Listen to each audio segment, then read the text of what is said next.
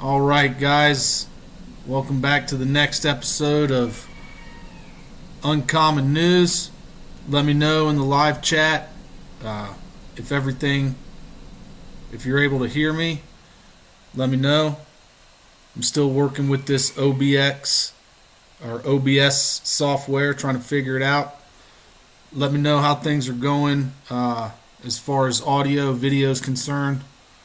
Give me a 5x5 in the chat if you can hear me. We've got a lot to talk about today. We're going to start off in Ukraine, move over to Israel.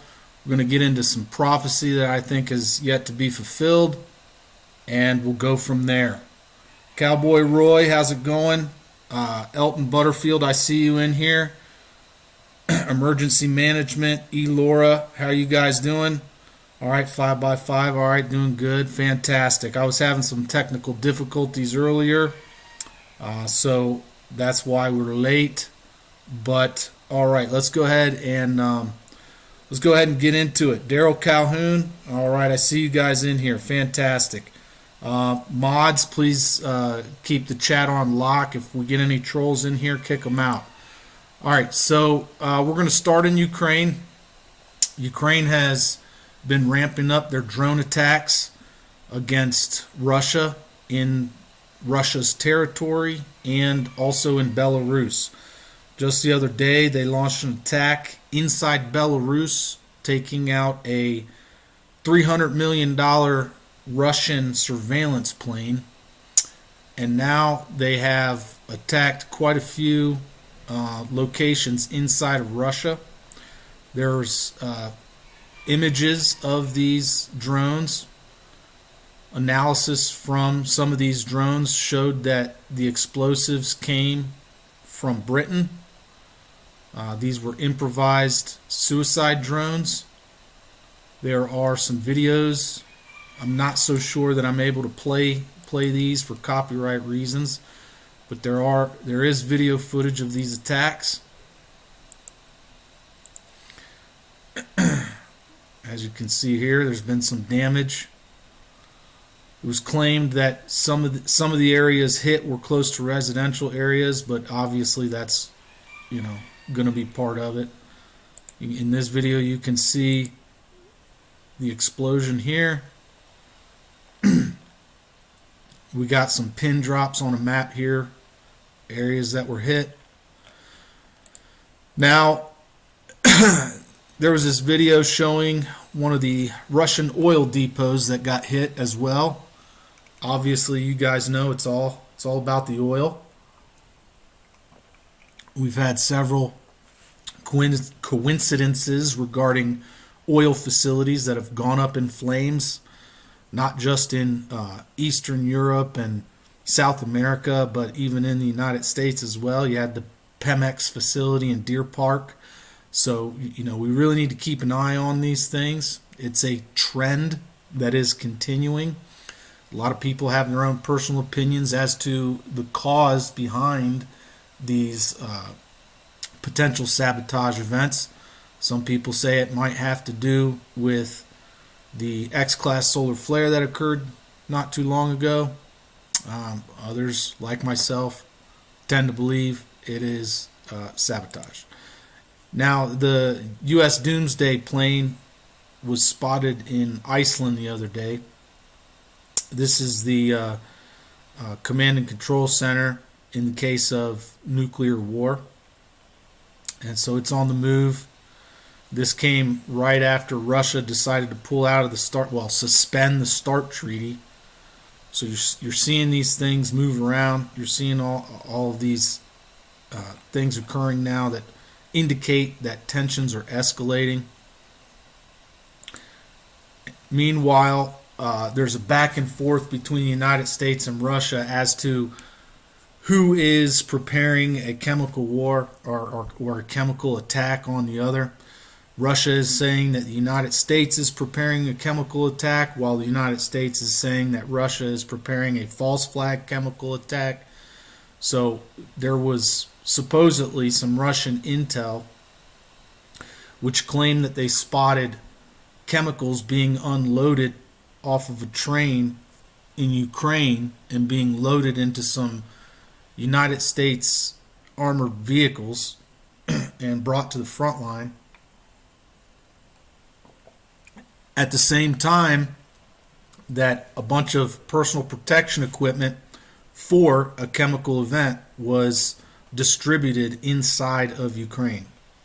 Now these allegations, I mean, didn't come with any evidence to support them. So, I mean, I can't say obviously what is the reality of this situation here, because they didn't show any video footage or photo footage of those allegations. And then to respond to that, obviously the United States is saying that it's in reality just propaganda from Russia, who is actually preparing to launch a false flag chemical attack and blame it on the United States. So which is it? I have no idea. There was also a report, which I didn't exactly want to cover it, but I do think it's important. It's a theory. It's somebody's analysis. This person here believes that the chemicals which were on the train that derailed in East Palestine, Ohio, were going to be precursors for phosgene. Now, phosgene has been used in trench warfare. It's a chemical weapon that is banned, and the vinyl chloride, when it does have elements in it that can be turned into phosgene. However, I think it's a bit of a stretch to say that this was going to be used to make mustard gas or to make phosgene. I can't verify everything that was in this article here, so I can't really say that this is the reality of the situation. But they were making the claim here in this article that the vinyl chloride was going to be used as a chemical weapon. But the problem with that is that it takes quite a bit of modification to do that, and then the fact that it has gone up in flames and the people in this area were already exposed to it shows that it wasn't exactly military grade. I mean, the people that were exposed to this chemical, if it was going to be used for military grade chemical weapons, they would have already died in mass. We're talking like all of them. Because phosgene, what you got to understand, it's heavier than air, right? So when it's burned, it's going to go back down to the ground pretty rapidly. And the people in this area, my personal opinion is that they would have already died. They would have all died if this was a chemical warfare agent. That's just my own personal opinion. Take it for what it is. Let's go ahead and move on to what's happening in Israel. So a few days ago, Hamas published a video that gave detailed instructions for carrying out drive-by shooting attacks against Israelis. There's this video which I'm not going to play for copyright reasons. I'll go through it, but they show several different scenarios. Let me see if I can, I can't play it. Well, in that video, they show several different scenarios and try to basically teach people how to ambush Israelis on the street, either on the sidewalk or while they're driving their cars, and some of the methods and best practices in carrying out those kind of drive-by terrorist attacks. So tensions are definitely escalating. Meanwhile, you have the Lebanese media expert Eli Khoury basically advocating for a separation of Lebanon, a partitioning of Lebanon, like what you have between North Korea and South Korea. Iran has a lot of influence in that nation, and that nation is divided over that fact. So, you have these prominent people right now calling for a secession, a division, basically a civil war, right on the heels of. I don't want to go into, let's say, I'll say it, whatever. We're on the heels of Ramadan, okay? And Ramadan typically there is an increase in, let's just say, fanatic activity during that time, okay? And it's not just fanatic activity from one side. It's fanatic activity from both sides, right? So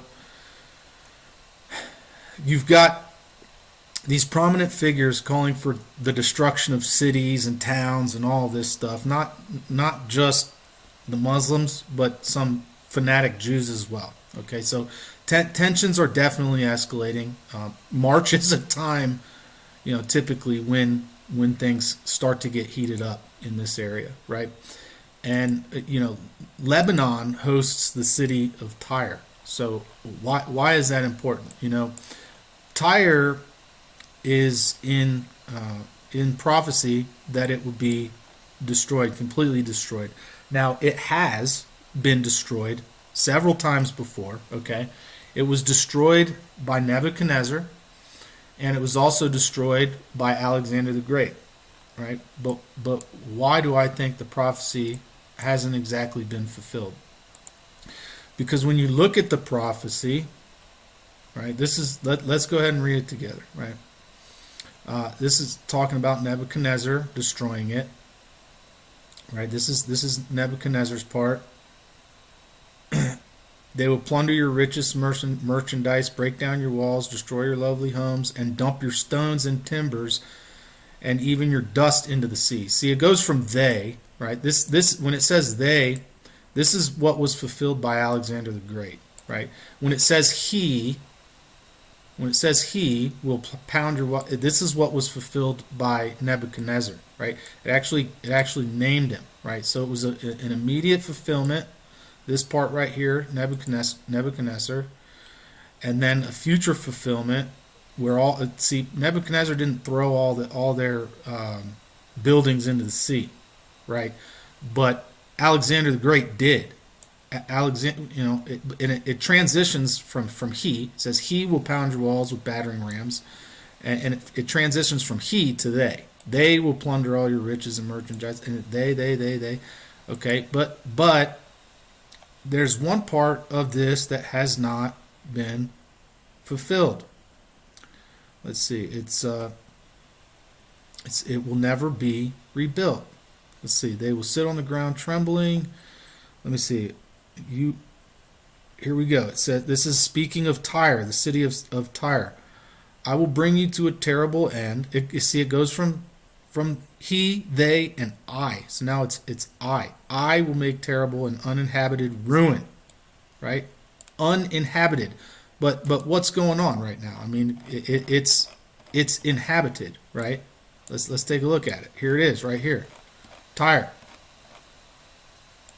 Tyre is inhabited still, okay? So it went from he, talking about King Nebuchadnezzar, right? Went from he, Nebuchadnezzar filled that part, to they, right? Alexander the Great filled that part. Now it's I. I will make Tyre an uninhabited ruin, like many others. I will bury you beneath the terrible waves of enemy attack. Great seas will swallow you. I will send you to the pit to join those who descend there long ago. Your city will lie in ruins, buried beneath the earth, like those in the pit who have entered the world of the dead. You will have no place of respect here in the land of the living. I will bring you to a terrible end, and you will exist no more. Right? So Nebuchadnezzar destroyed Tyre. Alexander destroyed Tyre. Right? But Tyre came back. Right? As you can see from, I guess I closed. Oh, there it is. As you can see, it's still inhabited, right? So I contend, this is my own personal understanding of this part here. I contend that this part of the prophecy has not been fulfilled, and it will be fulfilled. Tyre is going to be completely and utterly destroyed, and no one will ever inhabit it again. So the reason I'm bringing these things up, right, these escalations that are occurring right now in Lebanon, is because I personally believe that this little city right here has yet to have all the prophecies fulfilled about it, right? Because it's still inhabited. And it's very clear that prophecy says it will exist no more, right? So there's going to be another time where God himself destroys this place, okay? So anyway, so keep an eye on that, right? Because, Tyre is right there in between Syria and Israel, right? We're watching out. We're watching out for these events because they indicate the last days, right? They indicate the Battle of Megiddo, Armageddon, right? So we're watching for our Savior to return, and these are the signs that we're looking for, right? The complete and utter destruction of Tyre is one of them. So potentially, if my analysis is correct, right? So yeah, Siege of Tyre, 332 BC, Alexander the Great, right? That's where he tossed all their stones into the ocean, all right? Yep, religious day of vengeance is approaching. Yep. So moving on to the border, CBP just a couple days ago, well, last week, have seized several pounds of fentanyl and other deadly chemicals. It is still a crisis at the border. These drugs, they come from China, right? As far as I'm concerned, it's chemical warfare, okay? You've got a state actor, China, giving this chemical weapon here, fentanyl, to a non-state actor, the drug cartels, which are then distributing this chemical weapon to our children who are dying because they are taking this chemical weapon. All right, this is a war, right? We lose approximately 100,000 innocent people to this every single year. Most of them being young teenage men, right? Men who could be, soldiers for us. Taken out. I lost, I'm not going to go too much into it, but I lost a relative to this. He was 19 years old, okay? And it shouldn't have happened. So, all right, let's go ahead and talk about some more spills going on in the United States. There was a waste oil spill tank found dumped in a New Jersey wildlife area. Authorities are asking for the public's help as they try to find those responsible for illegally dumping waste oil sludge and tanks in a wildlife area in Camden County. The oil spill was left at Winslow Wildlife Management Area in Winslow, in the area of Inskip Road, likely during the week of February 5th, the State Division of Fish and Wildlife said. Now, I went ahead and looked at the topographical map of this area, and just the fact that this has it was unnoticed since February 5th is it's definitely suspicious. I mean, it was around the same time that the leak or the train derailment occurred. So here's Inskip Road. All right, let's take a look at this. All right, this is New Jersey. This is wildlife management area right here. A bunch of pristine wildlife area right outside the city, where most likely where people would try to take refuge or find something to eat if, say, there was no food in the grocery stores, or something riotous event happened. They'd most likely go out into these areas and try to sustain themselves. Well, it's being destroyed. The area is being destroyed, and here, coincidentally, is Inskip Road. And what do you see here? What do you guys see right here along Inskip Road? You see that creek right there?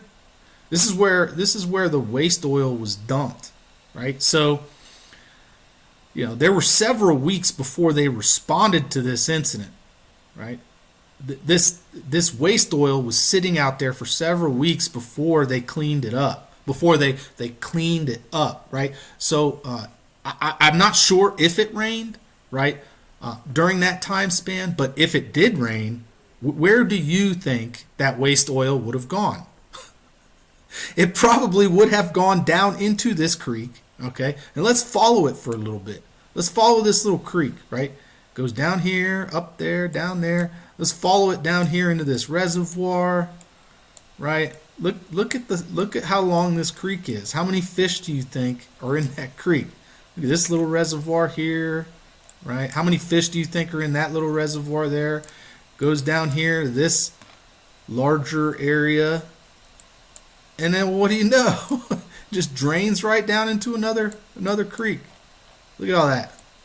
It just keeps going. It just keeps going. So what are the odds, okay, that somebody just decided to, on a back road where not many people access, dump waste oil at the very end of a creek, or the very beginning of this creek, right? Potential sabotage, again, potential contamination of our water, our fresh water. I don't know. You know what prophecy says is 1/3 of the fresh water will be made bitter.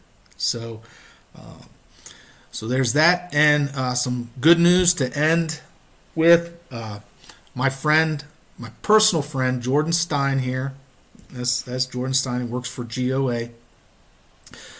Was influential in helping get this accomplished.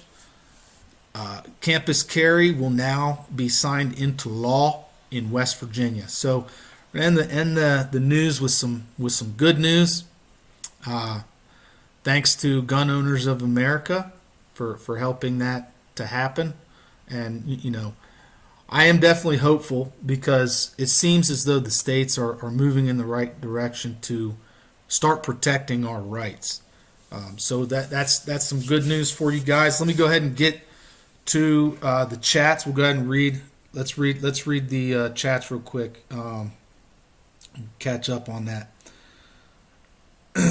EMA, is that Ron? I'm not sure what you mean there, Cowboy Roy. Watchman, good to see you. Ron, okay, that is Ron. People robbing people. The challenge is to survive when they economically crush you, break people easily. Yep. Now they're saying 12 days for Iran to have a nuclear weapon. This all goes to the same sort of agenda. False flag when they say these things. You're right, Watchman. You never really know who to trust, do you? Because everybody's pointing the fingers, at the other person. So it's definitely it's definitely hard to see through all the smoke and the fog, all the propaganda. Daryl, that analyst guy was in Greece, where that train accident was yesterday. I hope he wasn't traveling. Yeah, seriously. Who the Watchman? Okay, let's see. Here before the good afternoon, new old days. Okay, yeah, Alex guy. Nope. Let's see here. Everybody's basically just saying, tire destroyed. Tire was destroyed. Yeah, Daryl. Yep, tire was destroyed twice. I contend it's going to get destroyed again, and when it gets destroyed again, it will never be inhabited, just like prophecy says, because right now it's being inhabited. So that final part of the prophecy has not, in my opinion, occurred. So I contend that it will. The Phoenicians, Pharaoh-Nicians. Okay, interesting. Yeah. Thanks for all the info. I really appreciate you watching from Newfoundland, Canada. Well, good to have you here, Marsense. Appreciate you joining us. If you haven't already subscribed, go ahead and do so. I'm thinking about doing this kind of a live stream every Wednesday around the same time. I'm also planning on doing another live stream Sunday evenings, 6 p.m. Mountain Time. That's when they said that's when the YouTube analytics showed that most of my audience is online. But it seems as though they're incorrect, because I did a live stream just the other day and I had more people on during that live stream than I do now. I had like 30 people on. So I don't know if the analytics are accurate or not, but I'm attempting to do my live streams when YouTube says most of you are on. So hence the reason I'm on now, and the reason why I'm planning to start doing the Prophecy Watch Sunday nights. We're going to on Sundays, we're primarily going to focus on prophecy. Wednesday, we're primarily going to focus on just catching up with the news, things that I think are uncommonly reported in the news, hence the name of my channel, Uncommon News. So let's go ahead and see what else. King of Tyre is a type of Satan. That's interesting. Yep. Yes, Watchman just posted. Watchman, do you really think Putin will bomb Yellowstone? I don't know. Let's see. Somebody retracted Daryl's message. North Lebanon. Let's see here. Oh, I just got an emergency notification. What's going on? There's a fire in Erie County. Buffalo fire. Major building fire in downtown Buffalo, resulting in an explosion. One firefighter reportedly unaccounted for at this time. Let's go ahead and listen in. Let's go ahead and listen in live to this. Let me see if I can turn this up. Let's see. You're going to be heading north on Main. I don't know if you guys can hear this. Let me see. This is the scanner feed for Buffalo, New York. Let's see. Any two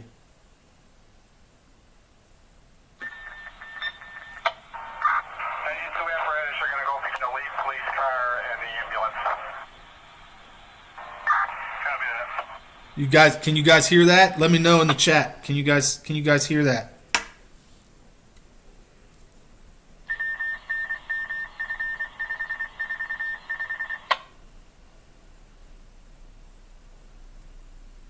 Let's go ahead and take a look at the news articles here. Buffalo. Let's see if there's any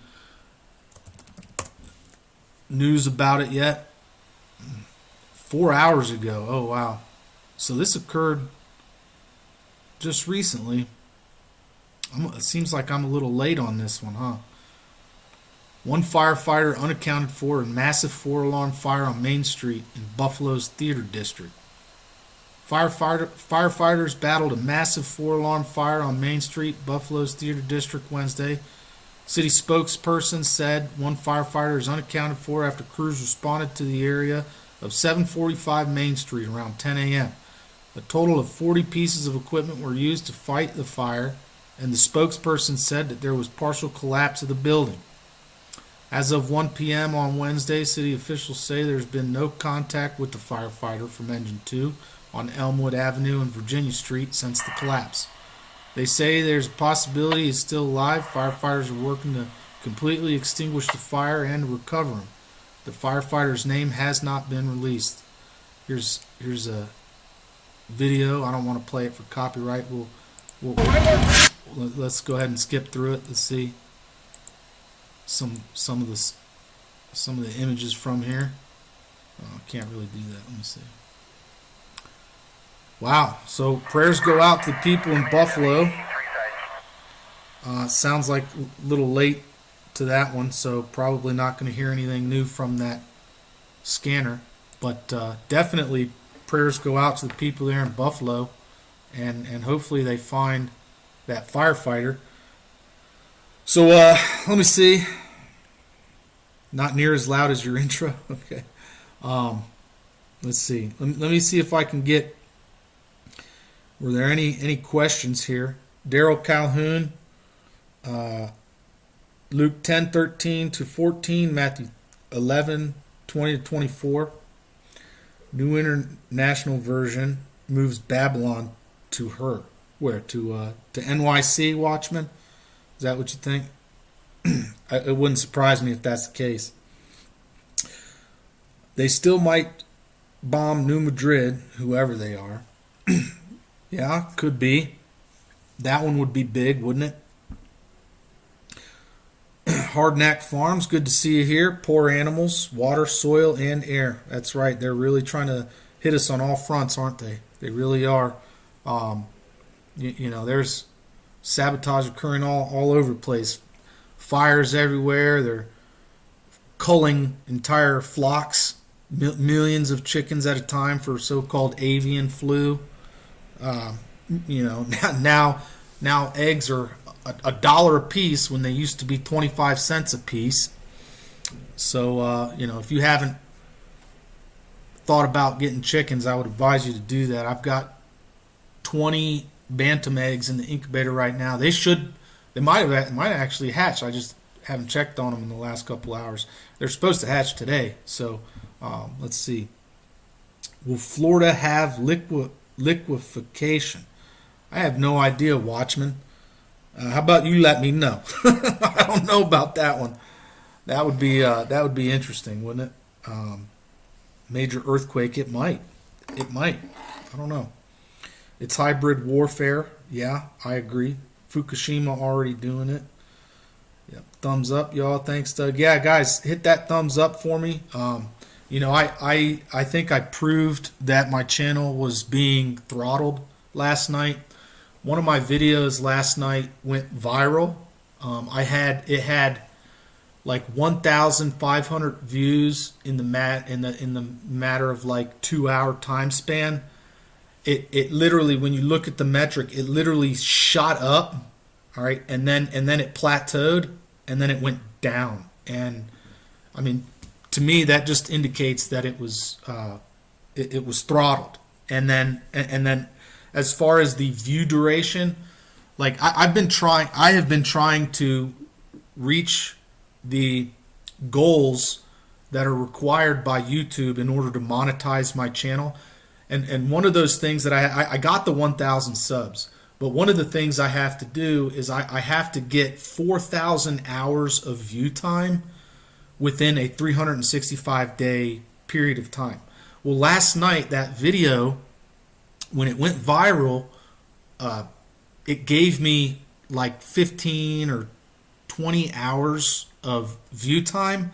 Well, that view time, which should have been accounted to my overall view time, none of it was accounted at all. So it didn't help my channel to get to reach the requirements for monetization.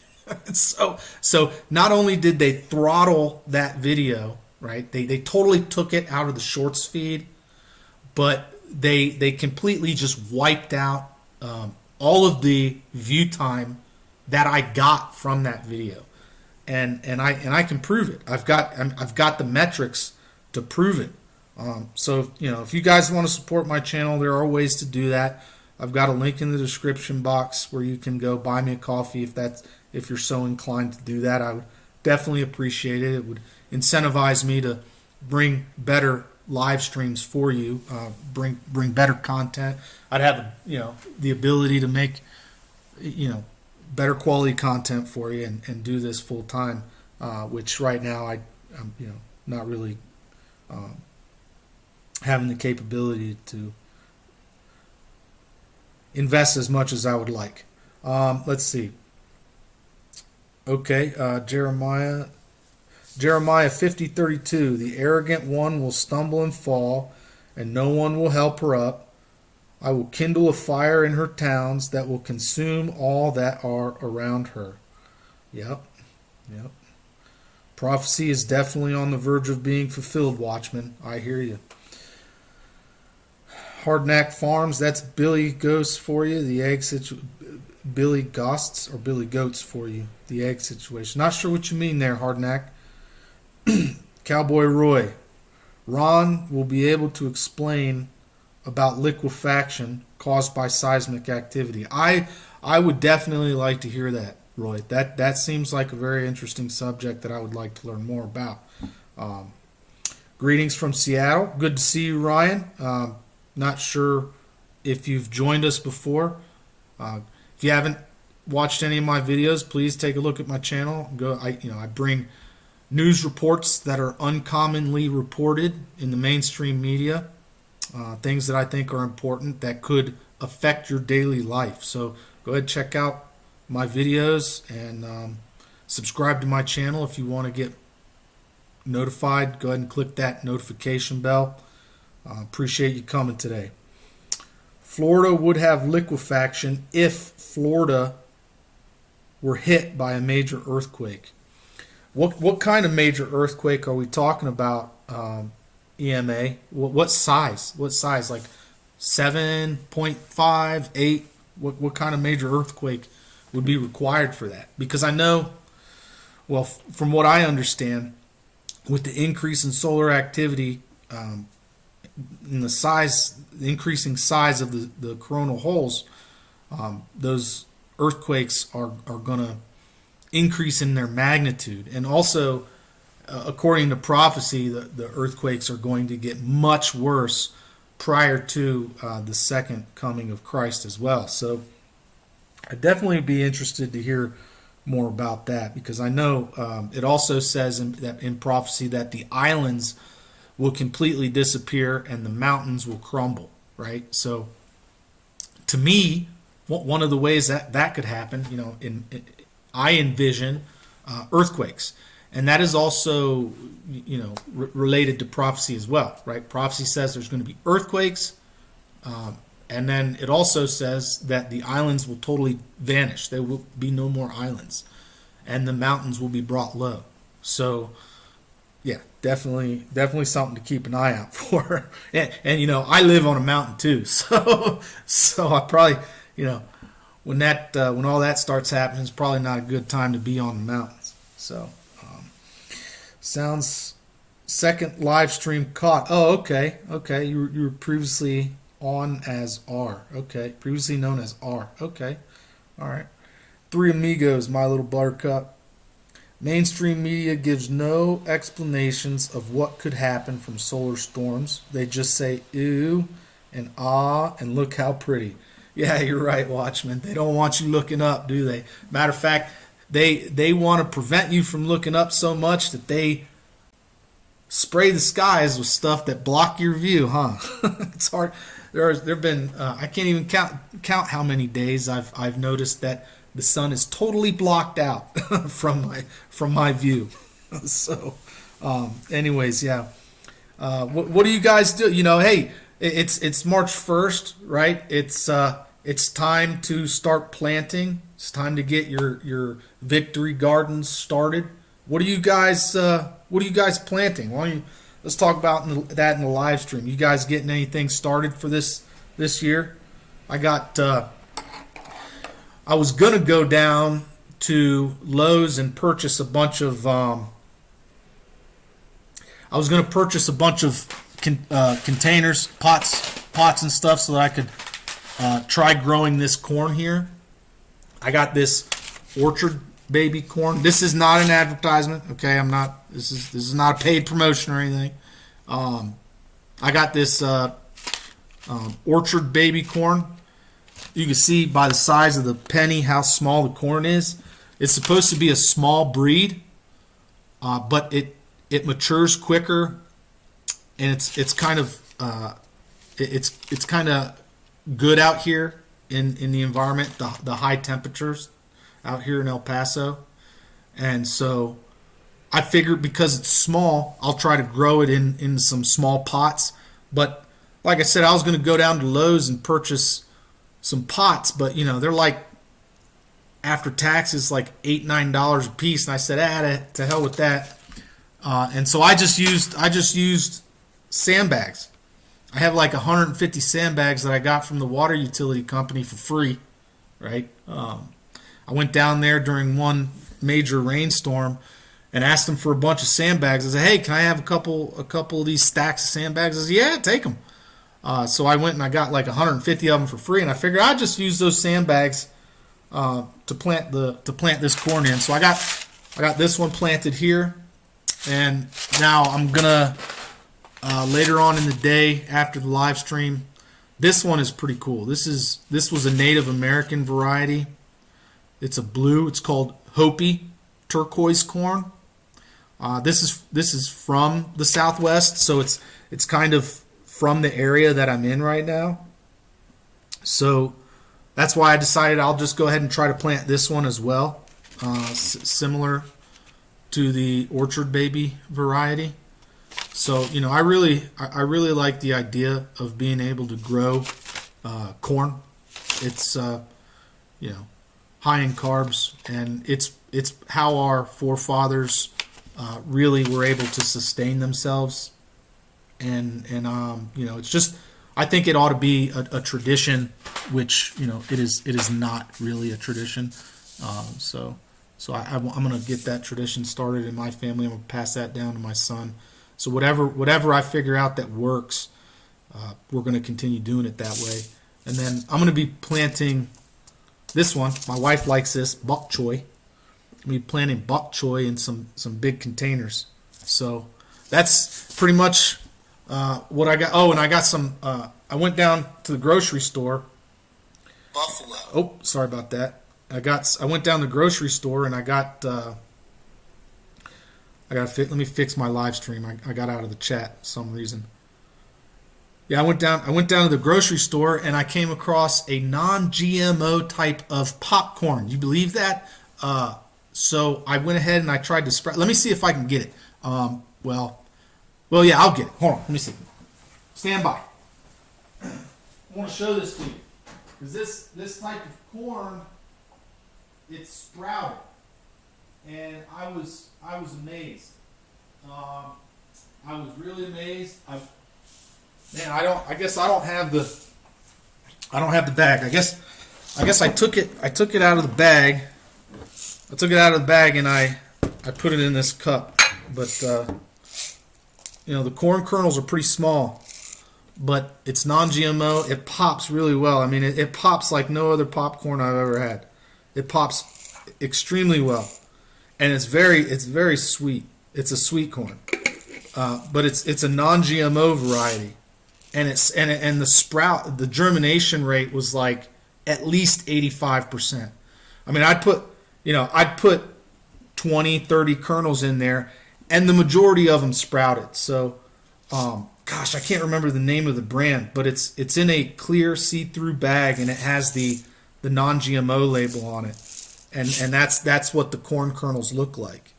It's a very good variety of corn, and if you can get it, if you can go down to your grocery store and look for that popcorn, a non-GMO variety, it's super cheap. I mean, 1 pound of it was like $3.50. It was like $3.50. So let me get to your comments here. Hardknack Farms, Cowboy Roy. Let's see. Sounds like GMO. Hope it's not GMO. No, all of the corn that I got is they're heirloom. They're all heirloom varieties. So this is not an advertisement, but I'll let you see, right? That's who it come from, right? Same with this one. These are variety from long ago. So it's definitely something that I want to save some of the seeds for the next season. Ryan said, oh yeah, sounds like, yep, I already addressed that. We are certainly seeing earthquakes in diverse places. Many of the areas that it is completely uncommon are now getting them, even at higher magnitude. You're absolutely right, Roy. You're absolutely right. And that is one of the signs of the times. So keep looking up. Grow microgreens. Ryan, I've got a setup for that. I haven't started growing my microgreens yet. I've got a metal shelf that I have right next to one of the windows upstairs, and I've got all the trays for it and the seeds. I just haven't started yet, but definitely good advice, Ryan. Definitely good advice. Microgreens will help get you through hard times. if you need the extra nutrients, especially like vitamin C. Let's say there's some kind of event where the greens are not growing. You can't get fresh greens. You can't get vitamin C. You can't get the zinc that you need, the fresh nutrients that you need. Microgreens will suffice. Microgreens will do it. All you need is a shelf, basically just a tray, some seeds, a little bit of soil, some water and light, and that's it. You got yourself some microgreens, very nutritious. So absolutely. Hardknack Farms. I will teach you how to keep your corn pure from crossing. Corn can wind pollinate up to 3 miles, and if it's windy, even more. Oh wow, is that real?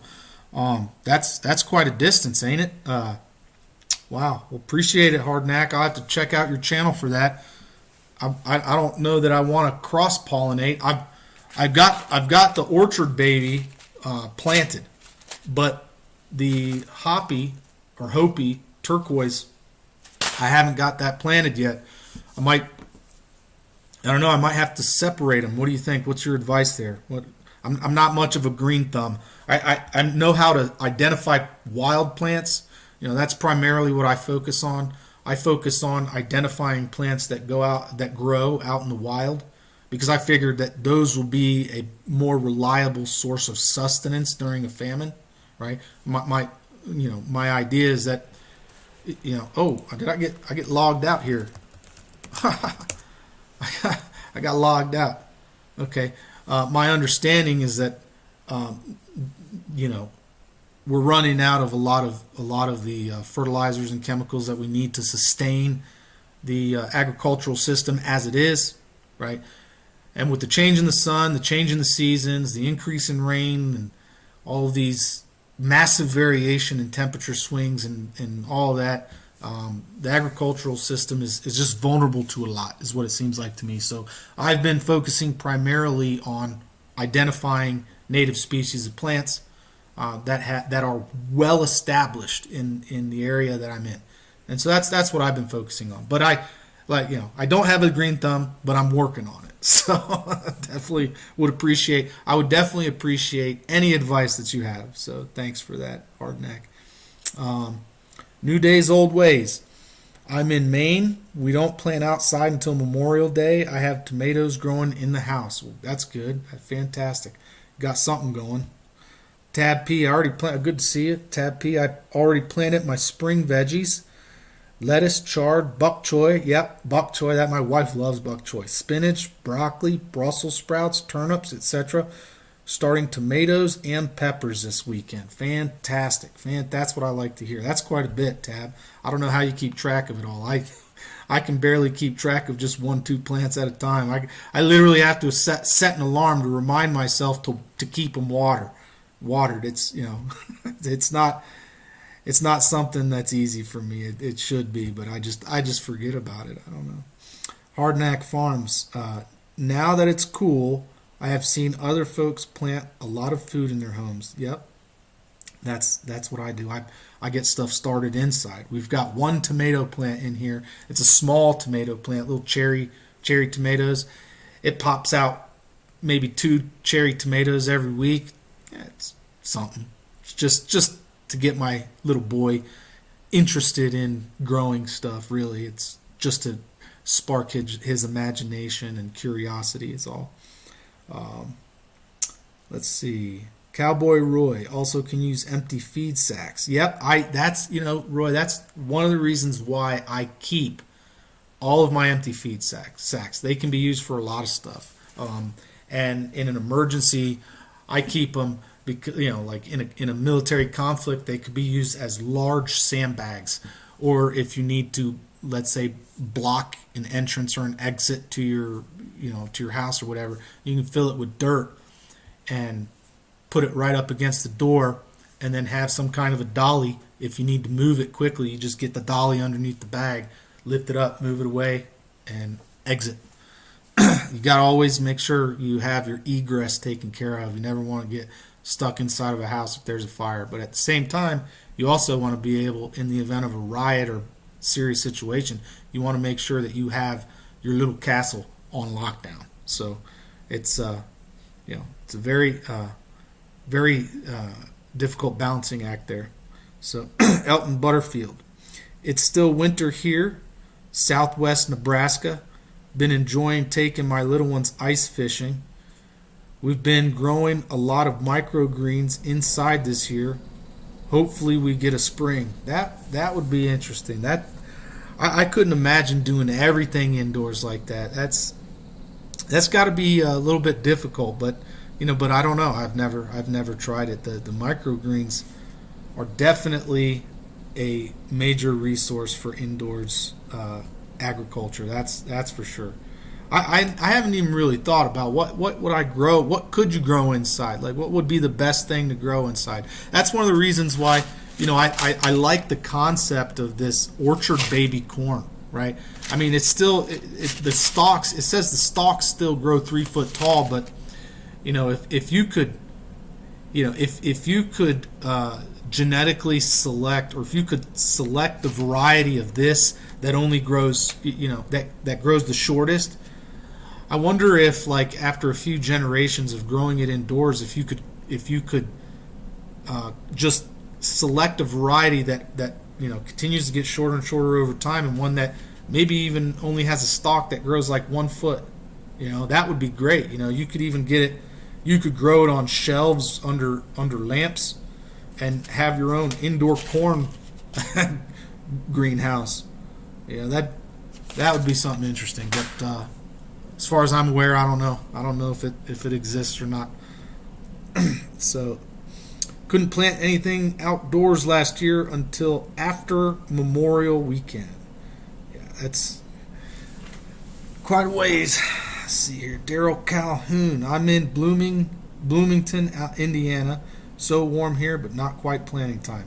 Well, it's probably time to start thinking about it at least.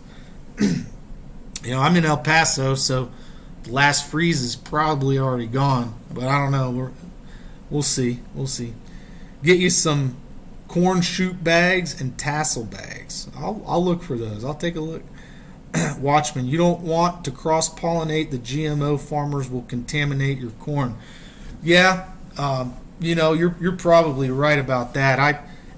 I don't think we have any cornfields out here, though, in the semi-arid desert, so I don't think that's something that I have to worry about. But I hear you. I've heard that there have been quite a few lawsuits over that, and it's, to me, it's just preposterous. How do you, if you've got one field, somebody else's field, a block down the road from you, you're growing non-GMO, they're growing GMO, and then Monsanto wants to sue your farm because their field pollinated your field, and now your corn has some of their DNA in it, or their genetic information in it. How does that even make sense?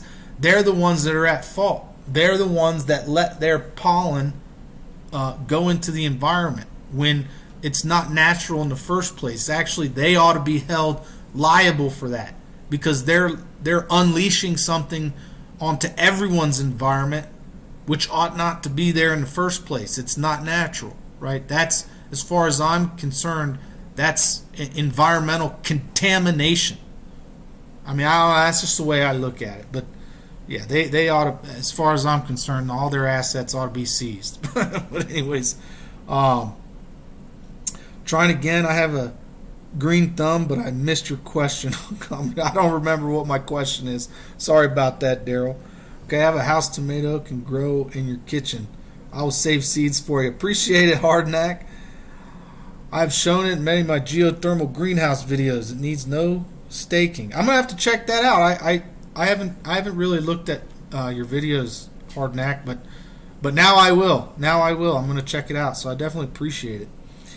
GMO from Monsanto. That's right, Daryl. That's right. Very resource. Okay, Hardnack Farm. A very resourceful book is Seed to Seed by Susan Ashworth. I appreciate that. I'm definitely going to, let me take a screenshot of this, because I'm going to go ahead and look at that. Definitely appreciate it. Tab. Let's see. I attempted to overwinter a bunch of cayenne pepper plants. They seem to still be alive, but we'll see how things go. Yeah, well, I hope they survive, Tab. I really do. That's one of the things I'm really concerned about is all the contamination that's going on. I mean, you've got these spills that are taking place. They're getting burned, and then all of the chemicals are going up into the atmosphere and then coming down as rain, contaminating crops, right? I mean, you see all that Amish land that was contaminated from the East Palestine spill, right? How long are those PCBs and dioxins going to be in the soil? It takes quite a while for them to break down, especially if you don't respond to it quick enough, right? If you don't respond to it before the next time it rains, that rain just pushes it further and further into the soil. And when it goes further and further into the soil, it goes further and further away from the UV radiation, which would degrade them, which would degrade those chemicals, right? So it gets harder and harder the longer you let it sit in the soil.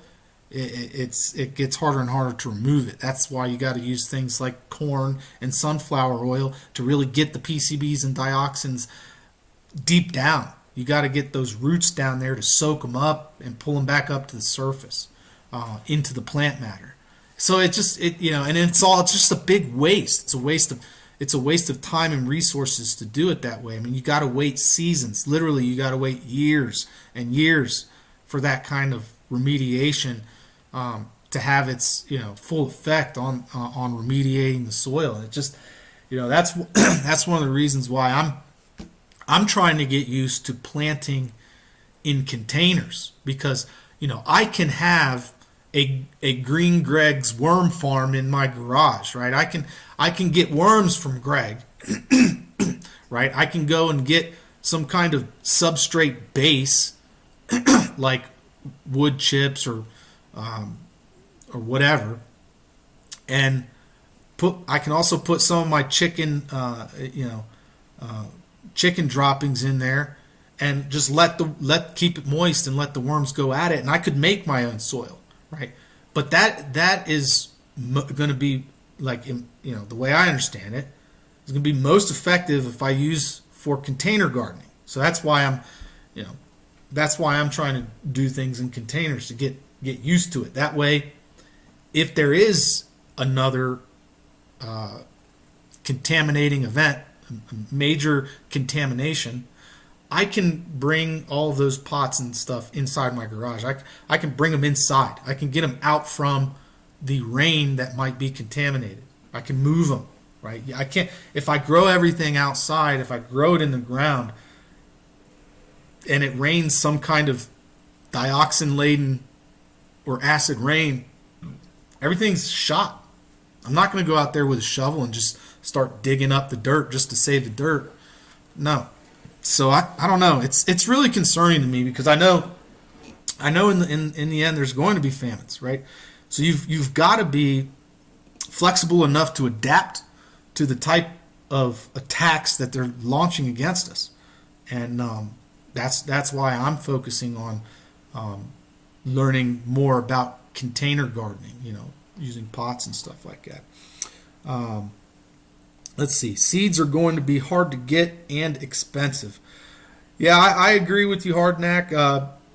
But see, when I get seeds, I buy not all my seeds, but the ones that I'm really going to be relying on, like for microgreens and sprouts and planting, like up at the property that I have in New Mexico, Tularosa. I get seeds like 50 pounds at a time. I go down to the feed store and I get, like 50 pounds of millet, 50 pounds of sorghum, 50 pounds of sunflower seeds, black oil variety or whatever. And then, if I can go to the seed supplier down here and order like 50 pounds of mustard or 50 pounds of alfalfa at a time, that's the way I like to do it. And so I'm going to have quite a bit. I have quite a bit of seeds. Let's just put it that way. The seeds I have are the ones that are primarily, prevalent. They're prevalent now, right? Some of them come from Mexico. Some of them actually, I had a wheat variety that came from Canada, and it sprouts. So I sprout it. I feed it to my chickens because they were having problems with the layer pellets that I was getting from Pet Barn, and so I wanted to give them something else. So I got that bag of wheat opened and tried to sprout them. They sprout. Hey, give it to the chickens. Chickens like it. They eat it. They eat it sprouted and just raw, just like that. And so with the new chicks that I got, they're eating the wheat. I grind it up. I got a hand crank grinder. Grind that up. Give it to them. So things are moving along. My preps are concerned. So let's see. Berenstein Bears, Ligers, are they heirloom? No. I think you're talking Hardknack Farms. I think you're talking about the 50-pound bags. I don't think so. I don't think they're, and they might actually be either hybrid or GMO, but they sprout, and that's what I care about. That 50-pound bag of wheat was like $19, and I was just like, it's a lot cheaper than what you could get at the grocery store. And in an emergency, I said I'll eat it if I have to. I mean that's going to be way more than I would even need. But the bag's already open. I took a lot of the most of the seeds out, and I vacuum sealed them. I got one of those Cabela's vacuum seal machines, and that's what I do with most of our grains. We primarily eat rice, for lunch and everything.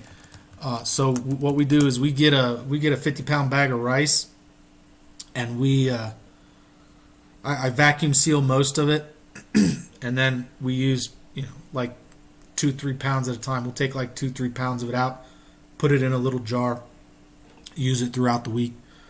So it lasts a lot longer when you do it that way, because when you buy rice, oats, and things like that in large quantity, the bugs will start to hatch inside of the grains, and you can get an infestation very quickly if you don't vacuum seal everything right away. So that's how we deal with the problem, and it's been working for us for a few years. When we first time we got a big bag of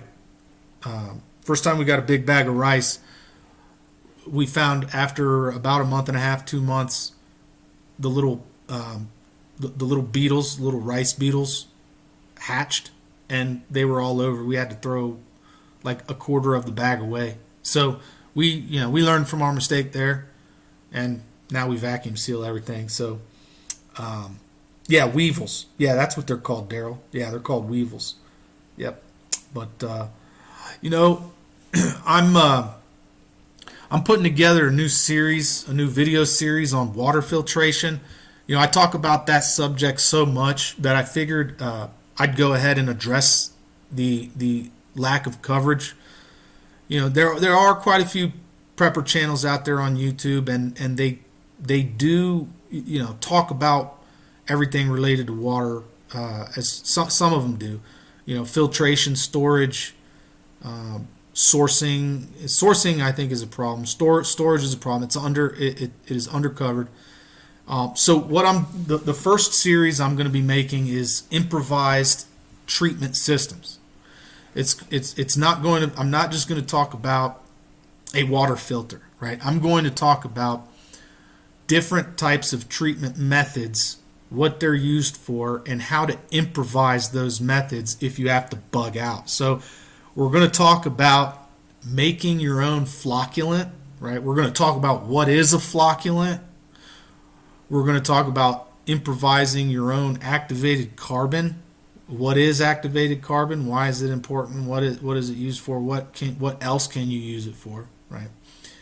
And we're going to talk about improvising methods of water sanitation, right? So those are all different topics in water treatment, right? And so this series that I'm putting together, right, I'm working on the videos right now.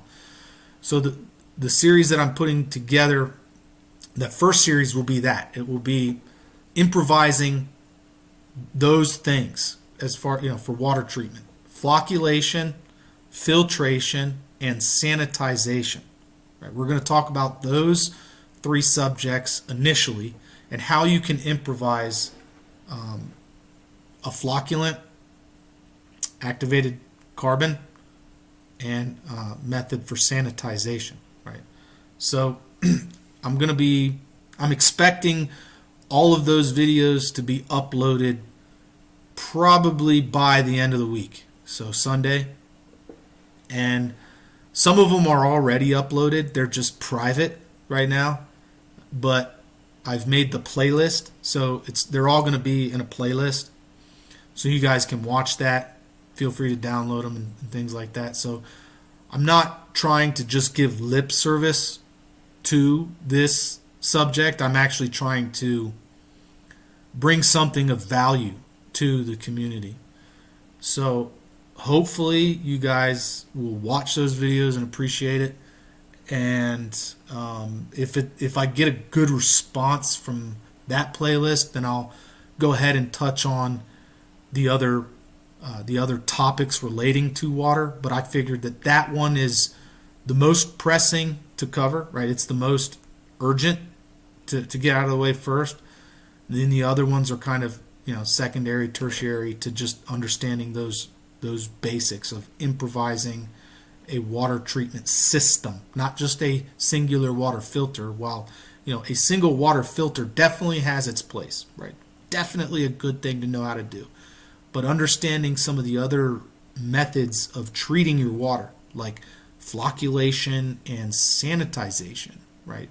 Those are also very important, right? So we're gonna talk about those topics, hopefully adequately and in depth, to the point to where once you've watched those, you have a much broader understanding of what you can do to extend the life of your filter and to reduce the harmful substances and organisms inside of your water. So I'm waiting for my microscope to arrive. I'm going to take before and after microscopic footage of the water that I'm going to be getting from one of the ponds down here in El Paso. It should have microorganisms like algae and stuff like that. It also should contain petroleum because it's right next to a road. It's downhill from a major highway. So there should be petroleum in the water, and we're gonna get it out. We're gonna use different methods to absorb the petroleum from the top of the water when it floats to the top. We're gonna let it separate, and we're gonna when you put hay on there, you put literally just straw on the top. Straw has an affinity to absorb oil, and so we're going to use that to our advantage. We're going to use that as one of the methods to separate the oil from the water, and then we're also going to improvise a suction device. So this is all things you can do if you have to bug out and improvise these kinds of filtration or water treatment systems. That's the topic, right? It's a bug out type of scenario that we're practicing here. Anyways, just wanted to let you guys be aware of that, so you can look out for it. Yes, flocks. That's right, Daryl. Flocculation. Daryl Calhoun, I'm all over the interwebs. We can crack your wheat in it and boil it and make cracked wheat mush. I think you mean mash. With a little milk and honey, it tastes. Oh, mush. Oh, okay. Yeah. EMA. I thought you were talking about mash there, like making some beer. I like to make wine, so I know a little bit about that process. I got some mead in the fermenter right now, bubbling. Some honey wine. It's called mead. Flocks. Daryl. I used to use a flocculant in my pool. Yep, we're going to improvise our own flocculant tab. You're going to be surprised at what you can use for a flocculant. It's all around you. I'm going to show you how to get it.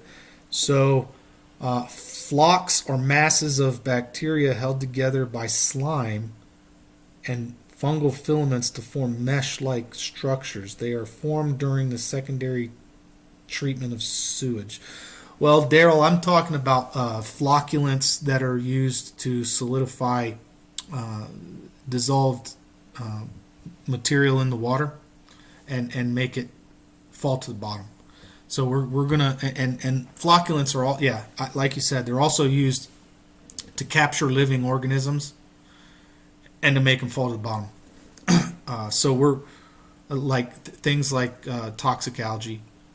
There have been a lot of studies on what kind of flocculants work to capture the algae and bring it down to the bottom to clarify the water. So we're going to use a flocculant that has been used, a natural flocculant. We're going to isolate that flocculant and we're going to use it for that purpose of dealing with algae initially and some chemicals like dioxins and PCBs. The dioxins and PCBs are not going to completely bind to this flocculant, but you're going to have some binding where, some of those chlorine molecules are going to bind to the flocculant and they're going to fall down, and you're going to be able to decant the liquid out after that. So stay tuned for that. Hopefully you guys enjoy it. Let's see. Was there another train derailment in Florida? Yeah, I read about that. Hardnack. There was. Let's go ahead and look at that. From what I read, why did I say Florida.com? Florida. From what I read, there was a lot of propane that was derailed. It was several tons of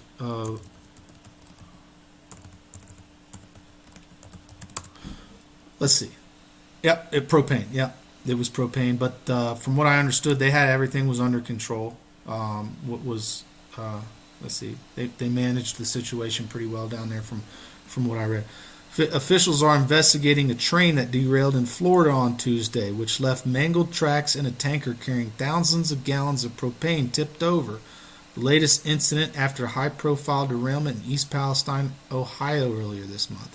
Seminole Gulf Railway train jumped its tracks near Sarasota Bradenton International Airport. Fire and rescue officials said there were no reports of injuries reported and no evidence of leaks at the site.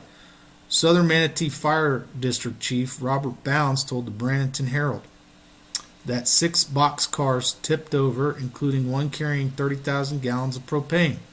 Another carrying propane came off the tracks but did not tip over. I mean, how many coincidences does it take before people start, waking up? Like, are these not sabotage events? I mean, good grief. I mean, this is basic sabotage. I mean, these are these are things that you do when you have clandestine operatives behind enemy lines. You do these things before a actual battle, an actual attack, right? You want to weaken them as much as you can before the actual war is waged, right? That's why it's very concerning to me that we have all of these chemical spills occurring in wildlife areas. Why is that important? Because let's say there is an actual attack, a mainland attack, which would be really hard for anyone to accomplish, because there's the problem of getting the troops here in the first place. But many people, myself included, would speculate that what's going on at the border is actually a military invasion, right? These are military-age men that are coming, which are sleeper cells right now, and they'll be woken up at a certain time for the express purpose of launching an actual physical attack, right, on mainland, right? The possibility exists, obviously. Like I've said before several times, there are many Middle Eastern men coming across the border with fake Turkish passports, right? And we know that Iran has promised to retaliate for Soleimani's death, right? And ever since they made that promise, we've had all kinds of potential sabotage events occur, okay? So is it sabotage or is it just infrastructure deteriorating.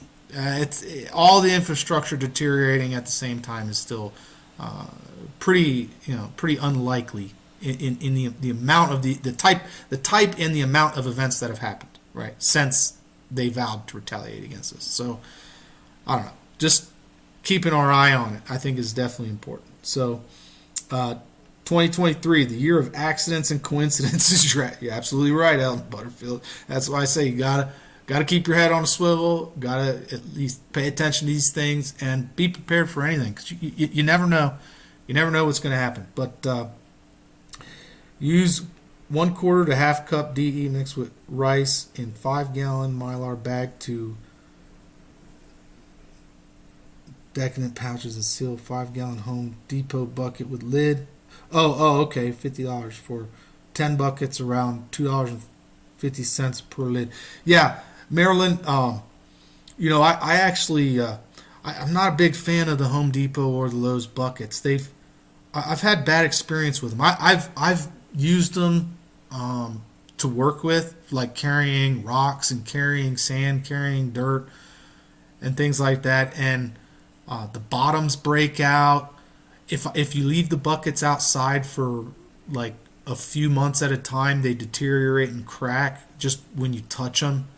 I've had really good experience with the Firehouse Subs pickle buckets. They are food grade buckets that you can get from Firehouse Subs for $3. It comes with a lid. They're very high quality. They take a lot of abuse. I put them to use up at the property that I have in New Mexico, and I use it for carrying water around. I use it for carrying dirt, and when I'm putting the dirt in the bucket, I have a shovel, and I'm tossing the dirt in there, and a lot of times the shovel will hit the bucket. Where like with the Lowe's bucket, I hit a Lowe's bucket one time with the shovel, and the thing literally cracked right there on the rim. When I was trying to do the same thing with those buckets as I was with the Firehouse Sub buckets. That's why, every time I get paid, I pretty much go down to Firehouse Subs. I get a sub. I like the hook and ladder. This isn't an advertisement, but the hook and ladder is awesome.